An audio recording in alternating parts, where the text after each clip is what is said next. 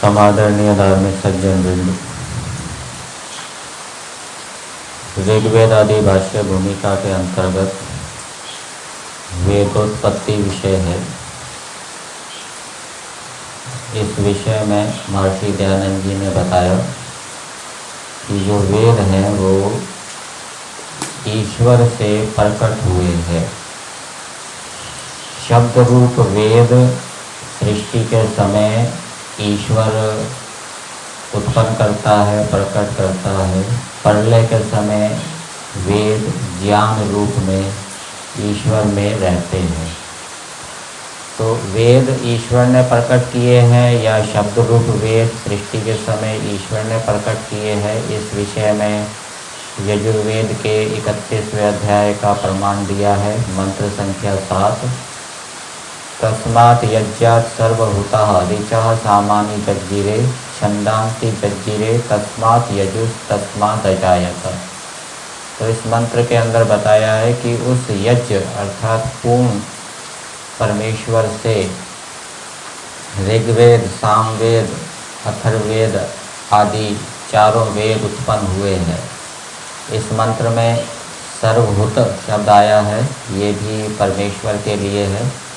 सर्वभूत का अर्थ किया है सर्व पूज्य, सबका पूज्य है, अर्थात सभी मनुष्यों को ईश्वर की पूजा करनी चाहिए, उसका सत्कार करना चाहिए। सर्व उपास्य, ये भी सर्वभूत शब्द का अर्थ किया है। सर्व उपास्य का अर्थ है सब मनुष्यों को ईश्वर की उपासना करनी चाहिए, अर्थात ईश्वर से प्रेम करना चाहिए, ईश्वर में रुचि रखनी चाहिए। और तीसरा अर्थ किया है सर्वशक्तिमतः, परमेश्वर सर्वशक्तिमान है, परमेश्वर के अंदर अनेक प्रकार की शक्तियां हैं। तो ऐसे परमेश्वर से चारों वेद उत्पन्न हुए हैं, ये इस मंत्र के अंदर बताया है। फिर दूसरा प्रमाण अथर्ववेद का दिया है। इस प्रमाण के माध्यम से भी सिद्ध कर रहे हैं कि शब्द रूप वेद परमेश्वर ने उत्पन्न किए। मंत्र है अथर्ववेद के 10वें कांड का, यस्माद् ऋचो अपातक्षन् यजु यस्मात् अपाकशन्। तो जिस परमेश्वर से ऋचः ऋग्वेद अपातक्षन्, अपातक्षन् का अर्थ किया है उत्पन्न हुए हैं, अर्थात प्रकट हुए हैं, शब्द रूप में प्रकट हुए हैं। और यजुर्वेद जिस परमेश्वर से प्रकट हुआ है, उत्पन्न हुआ है, शब्द रूप में आया है। फिर आगे दिया है सामानि यस्य लोमानि, सामवेद जिसके लोम के समान है, जिससे ईश्वर से, ईश्वर के, यस्य का अर्थ किया है ईश्वर के। जो सामवेद है वो ईश्वर के लोम के समान है। और जो अथर्ववेद है वो मुखवत, जैसे शरीर के अंदर मुख अवयव होता है, वो मुख्य होता है, वैसे ही अथर्ववेद मुख के समान मुख्य है। और फिर यजुर्वेद के बारे में बताया, मंत्र के अंदर तो नहीं दिया, मंत्र के अंदर तो केवल सामवेद और अथर्ववेद के बारे में बताया है कि सामवेद परमेश्वर के लोम के समान है और अथर्ववेद मुख के समान मुख्य है। तो प्रश्न उत्पन्न होता है कि यजुर्वेद कैसा है और ऋग्वेद कैसा है। तो इसका उत्तर भाष्य में है कि यजुः यस्य हृदयम, यजुर्वेद परमेश्वर के हृदय के समान है। और ऋग्वेद प्राणश्च, और ऋग्वेद प्राण के समान है। तो ये रूपक अलंकार से वर्णन किया है और इस मंत्र के माध्यम से भी ये सिद्ध किया है कि चारों वेद क्या है, परमेश्वर से उत्पन्न हुए हैं, प्रकट हुए हैं। फिर आगे अगला प्रमाण शतपथ ब्राह्मण का दिया है। इस शतपथ ब्राह्मण के प्रमाण से भी महर्षि दयानंद जी सिद्ध कर रहे हैं कि चारों वेद परमेश्वर से ही प्रकट हुए हैं। किसी देवता ने, किसी विद्वान ने, किसी ऋषि ने वेदों को नहीं बनाया।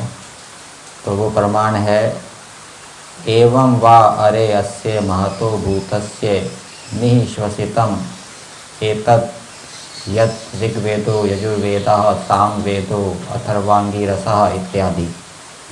तो इसका अर्थ करते हुए महर्षि दयानंद जी ने ऋग्वेद आदि भाष्य भूमिका में लिखा है,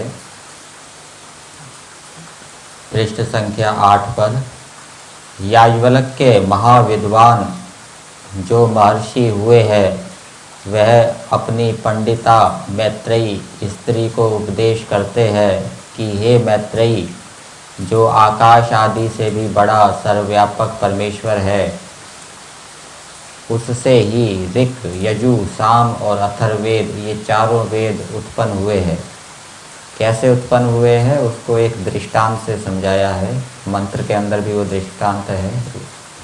जैसे मनुष्य के शरीर से श्वास बाहर को आके फिर भीतर को जाता है, इसी प्रकार सृष्टि के आदि में ईश्वर वेदों को उत्पन्न करके संसार में प्रकाश करता है। और प्रलय में संसार में वेद नहीं रहते, परंतु उसके ज्ञान के भीतर वे सदा बने रहते हैं, बीजांकुरवत। जैसे बीज में अंकुर प्रथम ही रहता है, वही वृक्ष रूप होके फिर भी बीज के भीतर रहता है, इसी प्रकार से वेद भी ईश्वर के ज्ञान में सब दिन बने रहते हैं। तो यहाँ बीज की तुलना ज्ञान से की गई है। जैसे बीज में अंकुर रहता है, ऐसे ही ईश्वर के ज्ञान में वेद सब दिन बने रहते हैं, उनका नाश कभी नहीं होता, क्योंकि वह ईश्वर की विद्या है। इससे इसको नित्य ही जानना।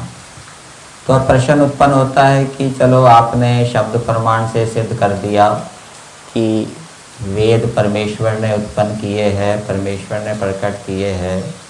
तो प्रश्न ये उत्पन्न होता है कि निरवयव परमेश्वर से शब्द रूप वेद कैसे उत्पन्न हो गए? परमेश्वर तो निरवयव है और शब्द जो है वो तो आकाश का गुण है और आकाश अवयव वाला भी है। तो इसका उत्तर दिया है, इसका यह उत्तर है कि परमेश्वर सर्वशक्तिमान है। उसमें पृष्ठ संख्या 9 पर है, उसमें ऐसी शंका करनी सर्वथा व्यर्थ है, क्योंकि मुख और प्राण आदि साधनों के बिना भी परमेश्वर में मुख और प्राण आदि के काम करने का अनंत सामर्थ्य है। कि मुख के बिना मुख का काम और प्राण आदि के बिना प्राण आदि का काम वह अपने सामर्थ्य से यथावत कर सकता है। जैसे परमेश्वर देखने का काम करता है, देखने के लिए परमेश्वर को नेत्र इंद्रिय की आवश्यकता नहीं है, सुनने के लिए श्रोत्र इंद्रिय की आवश्यकता नहीं है। इसी प्रकार से मुख का काम करने के लिए अर्थात बोलने के लिए, उच्चारण करने के लिए परमेश्वर को मुख की आवश्यकता नहीं है और प्राणों का काम करने के लिए प्राण आदि की आवश्यकता नहीं है, वो अपने अनंत सामर्थ्य से करता है। यह दोष तो हम जीव लोगों में आ सकता है कि मुख आदि के बिना मुख आदि का कार्य नहीं कर सकते, क्योंकि हम लोग अल्प सामर्थ्य वाले हैं। तो हम अल्प सामर्थ्य वाले हैं, हमें देखने सुनने के लिए, उच्चारण करने के लिए इंद्रिय मुख आदि की आवश्यकता होती है। परमेश्वर अनंत सामर्थ्य वाला है, उसको देखने सुनने आदि के लिए इन अवयवों की आवश्यकता नहीं होती। और इसमें यह भी दृष्टांत है कि अब इस बात को दृष्टांत से भी समझाने का प्रयास किया है कि मन में मुख आदि अवयव नहीं है, तथापि जैसे उसके भीतर प्रश्नोत्तर आदि शब्दों का उच्चारण मानस व्यापार में होता है, तो मन के अंदर मुख आदि अवयव नहीं है, फिर भी उसके अंदर उच्चारण होता है, शब्दों का उच्चारण होता है, विचार करते हैं। वैसे ही परमेश्वर में भी जानना चाहिए और जो संपूर्ण सामर्थ्य वाला है सो किसी कार्य के करने में किसी का सहाय ग्रहण नहीं करता, क्योंकि वह अपने सामर्थ्य से ही सब कार्यों को कर सकता है। तो परमेश्वर को मुख आदि अवयव या प्राण आदि अवयव की सहायता की आवश्यकता नहीं है उच्चारण आदि करने के लिए। परमेश्वर अपने अनंत सामर्थ्य से उनका उच्चारण कर सकता है। जैसे हम लोग बिना सहाय से कोई काम नहीं कर सकते, वैसा ईश्वर नहीं है। जैसे देखो कि जब जगत उत्पन्न नहीं हुआ था उस समय निराकार ईश्वर से संपूर्ण जगत को बनाया, तब वेदों के रचने में क्या शंका रही। तो परमेश्वर ने, निराकार परमेश्वर ने सा अवयव जगत बनाया अपने सामर्थ्य से बिना किसी की सहायता के, तो फिर वेदों को उत्पन्न करने में क्या शंका है। वेदों को क्यों नहीं उत्पन्न कर सकता, अवश्य उत्पन्न कर सकता है। जैसे वेदों में अत्यंत सूक्ष्म विद्या का रचन ईश्वर ने किया है, वैसे ही जगत में भी नेत्र आदि पदार्थों का अत्यंत आश्चर्य रूप रचन किया है। तो क्या वेदों को रचना निराकार ईश्वर नहीं कर सकता। तो ये शंका उत्पन्न हुई, तो उसका समाधान किया कि निराकार परमेश्वर शब्द रूप वेद कैसे उत्पन्न कर सकता है।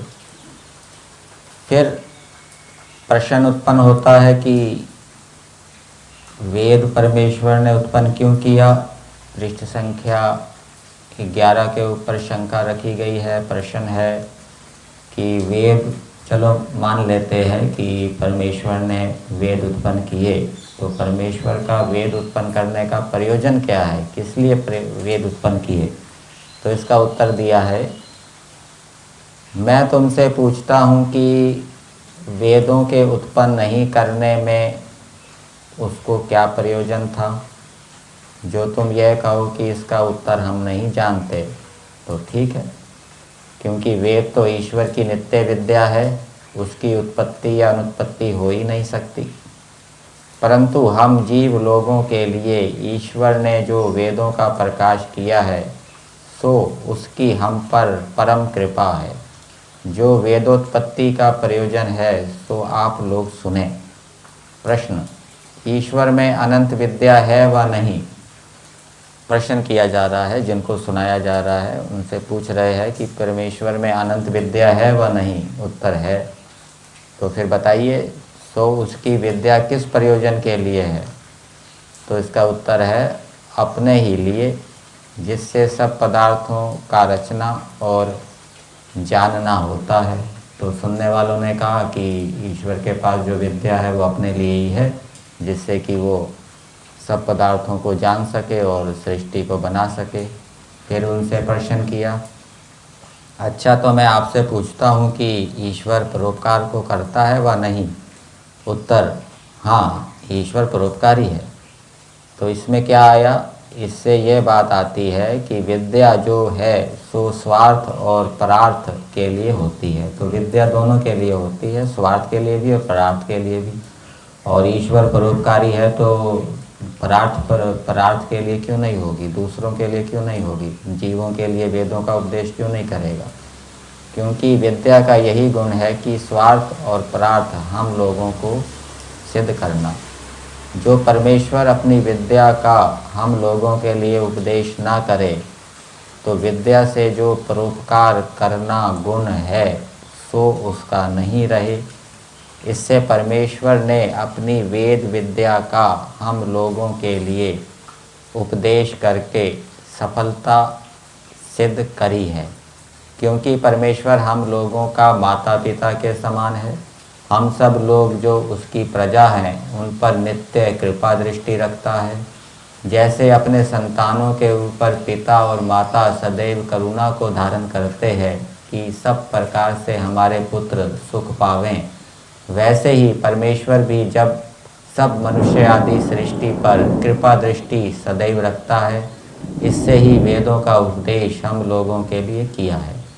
जो परमेश्वर अपनी वेद विद्या का उपदेश मनुष्यों के लिए ना करता, तो धर्म, अर्थ, काम और मोक्ष की सिद्धि किसी को यथावत प्राप्त ना होती। उसके बिना परम आनंद भी किसी को नहीं होता।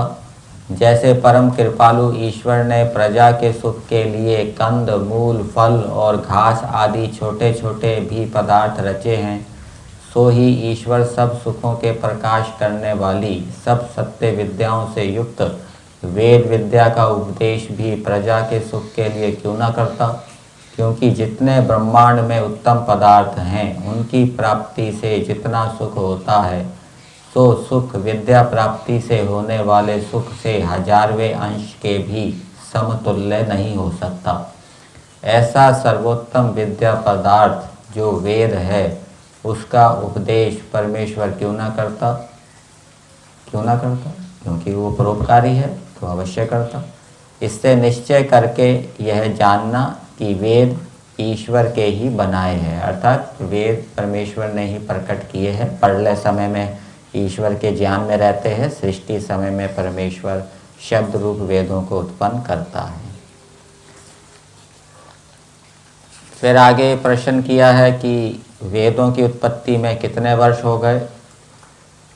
तो जैसे संकल्प पाठ बोलते हैं, संकल्प पाठ में सृष्टि की उत्पत्ति का समय जितना है उतना ही वेदों की उत्पत्ति का समय है, दोनों का समय एक जैसा है। तो इसका उत्तर दिया है 1 वृंद 96 करोड़ 8,52,900,000 अर्थात इतने वर्ष वेदों को और जगत की उत्पत्ति में हो गए। तो जितना समय जगत की उत्पत्ति को हुआ है, उतना ही समय वेदों की उत्पत्ति में हुआ है।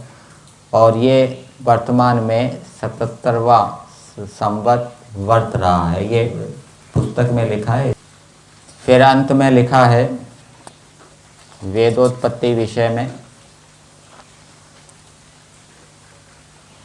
इससे क्या सिद्ध हुआ कि जिन जिन ने अपनी अपनी देश भाषाओं में अन्यथा व्याख्यान वेदों के विषय में किया है, उनका भी व्याख्यान मिथ्या है। मतलब कि जिन्होंने इस प्रकार का व्याख्यान किया होगा कि वेद ऋषियों ने बनाए, विद्वानों ने बनाए, उनका जो वेदों के विषय में व्याख्यान है वो क्या है, मिथ्या है। क्योंकि जैसा प्रथम लिखाए हैं, जब पर्यंत 1000 चतुर्युगी व्यतीत न हो चुकेगी, तब पर्यंत ईश्वरोक्त वेद का पुस्तक यह जगत और हम सब मनुष्य लोग भी ईश्वर के अनुग्रह से सदा बने रहेंगे। तो 1000 चतुर्युगी की सृष्टि होती है, 1000 चतुर्युगी की प्रलय होती है। तो महर्षि दयानंद जी लिख रहे हैं कि जब तक 1000 चतुर्युगी बीत नहीं जाएगी, तब तक ये वेद का पुस्तक भी सृष्टि में रहेगा, ये जगत भी रहेगा और मनुष्य लोग भी ईश्वर के अनुग्रह से सदा वर्तमान रहेंगे।